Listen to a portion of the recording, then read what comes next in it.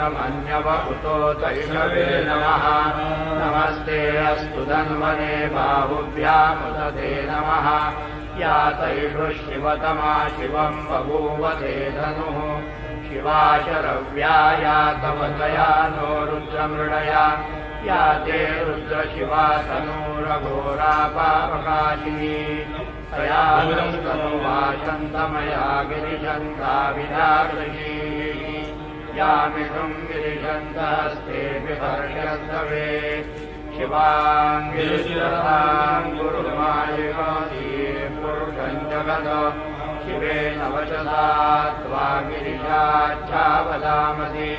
यथा नः सर्वमित्यगतयमिमरसुमनागदो अद्य वोचदविभक्ता प्रथमो दैव्योऽभिषक अहीकृत्य सर्वान् ब्रह्मय भावी कामसं तन्नोच्चा प्रेता जयता नरेन्द्रो आसने चतुर्युक्तो आसंगला वादसे सारवेयो वेदावतने कमने नोजुर्वानो गोतम नमोते सामियन्यो मुञ्जनाय धर्माणो कुमार स्कैतमिन्द्रो बृहस्पति रतिति सर्वे चतुर्विश्वाः सर्वे चतुर्वर्णादि अरुणाचार्य नमो अष्टोराचार्य नमो सामो परियो ब्रह्मते नमो जन्तु एव वन्तु हरियो वा भावी विराट देवतं सोमं ज्ञान कमेकाम वासुं भजं करुणा जापं प्रजापति